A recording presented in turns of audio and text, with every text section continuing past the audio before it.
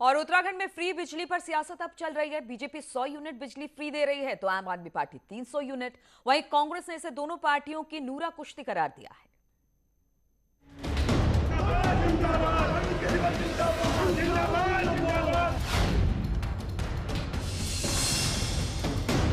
चुनावी साल में फ्री बिजली के दावों की होड़ उत्तराखंड में शुरू हो चुकी है, जिसका सीधा फायदा राज्य के 23 लाख परिवारों को मिलेगा। फ्री बिजली सियासी दाव सबसे पहले पूर्व सीएम हरीश रावत ने चला था, लेकिन बीजेपी के ऊर्जा मंत्री ने इसे झपट लिया और देहरादून आए दिल्ली के सीएम केजरीवाल ने इसकी आगे बढ़कर एक दांव और चल दिया। जैसे दिल्ली में करके दिखाया, वैसे ही उत्तराखंड के अंदर हमारी सरकार बनेगी। 300 यूनिट बिजली तक हर परिवार को मुफ्त बिजली दी जाएगी।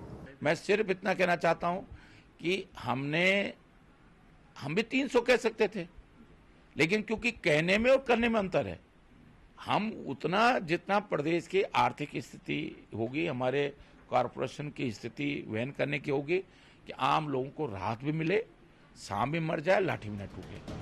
उधर कांग्रेस का कहना है कि हरीश रावत ने पावर प्रोजेक्ट में सुधार कर सरप्लस बिजली पैदा करके लोगों को राहत देने की बात कही थी, लेकिन बीजेपी और उसकी बी टीम आम आदमी पार्टी मुफ्त बिजली देने का राग अलाप रही है, जिससे जनता का ध्यान मूल समस्याओं से भटकाया जा सके।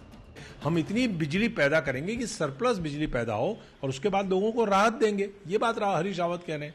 अब ये मुफ्त बिजली वाला जो राग अलापना शुरू किया है, मैं समझता हूँ ये दोनों पार्टियों का, जो बीजेपी है और उनकी बी टीम है, उनका मिला जुला काम है, नूरा कुश्ती है, लोगों का ध्यान बेरोजगारी से हटाने। फ्री बिजली पर अभी कांग्रेस ने पूरी तरह से अपने पत्ते नहीं खोले हैं। वहीं बीजेपी 100 यूनिट फ्री बिजली पर अपनी पीठ थपथपा रही थी, लेकिन केजरीवाल ने 300 यूनिट फ्री बिजली का वादा कर इसमें पेच फंसा दिया है। देहरादून से न्यूज़ 18 के लिए सुनील नवप्रभात की रिपोर्ट। वहीं दिल्ली से लौटे मुख्यमंत्री पुष्कर धामी ने उत्तराखंड में फ्री बिजली दिए जाने के सवाल पर सीधे सीधे कुछ नहीं कहा। उन्होंने कहा कि हमारी सरकार 24 घंटे और सस्ती बिजली दे रही है। उत्तराखंड के हित में जो होगा वो हम करेंगे। जो सरकार है अभी चल रही है, वो सबको अच्छी बिजली दे रही है, 24 घंटे बिजली दे रही है और सस्ती बिजली दे रही है, और उत्तराखंड के हित में जो आगे होगा वो भी हम करेंगे। और एक तरफ राजनीतिक दल फ्री बिजली का ढोल पीट रही है, तो वहीं दूसरी यूपीसीएल निजी कंपनियों पर भी खूब पैसा लुटा रही है।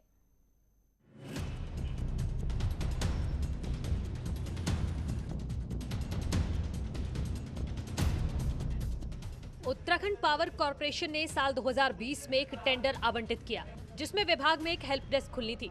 हेल्प डेस्क का काम निगम की हार्डवेयर सॉफ्टवेयर में सुधार कर अधिकारियों की मदद करना था, जिसके लिए मेसर्स मोबिनियर्स इंफ्रासिस्टम प्राइवेट लिमिटेड को काम दिया गया।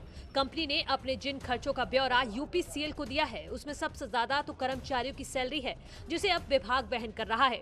आइए एक नजर डालते हैं कर्मचारियों की सैलरी पर। रिसेप्शनिस्ट की हर महीने की सैलरी 2,30,000। फ्रंट डेस्क एग्जीक्यूटिव की salary 2,28,000। Caller tablet home visit की सैलरी 2,29,000। मैनेजर की सैलरी 4,08,000। सिक्योरिटी गार्ड की सैलरी 2,40,000। वहीं इन खर्चों पर अब सवाल उठने लगे हैं और कर्मचारी संगठन इस मामले की उच्च स्तरीय जांच की मांग कर रहे हैं। ऐसी दशा में इन कंपनी के एक कर्मचारियों को किसी को 1.5 लाख, किसी को 2 लाख रुपए प्रति माह भुगतान करना, ये बड़ा आश्चर्यजनक है और गंभीर मामला है। एक तो निगम वैसे घाटे में जा रहा है, और ये घोटाले जो हो रहे इतने लाखों रुपए के, इस घोटाले की तो जांच होनी चाहिए कि भाई कंपनी को ऐसा क्या काम पड़ गया कि क्या पहले काम नहीं चला था पावर कॉर्पोरेशन का।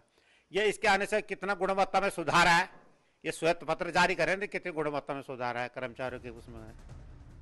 हालांकि ऊर्जा विभाग का कहना है कि विभाग में कई लीकेज हैं और इन सभी की जांच होगी। तो गलत हुआ है उसको भी जांच होनी चाहिए, समय के साथ जांच होनी चाहिए, और देर से क्या हुआ, न्याय भी कभी कई बार अन्याय होता है, तो हम उसको भी करेंगे। 3,000 करोड़ रुपए के घाटे से जूझ रहे निगम के अधिकारियों पर मिलीभगत के आरोप लग रहे हैं और एक बड़ा घोटाला होने की आशंका जताई जा रही है। लेकिन देखना होगा कि ऊर्जा मंत्री बने हरक सिंह रावत इस पर कितना लगाम लगा पाते हैं और कब तक इस मामले में कार्रवाई होती है। सत्येंद्र बर्तवाल, न्यूज़ 18, देहरादून।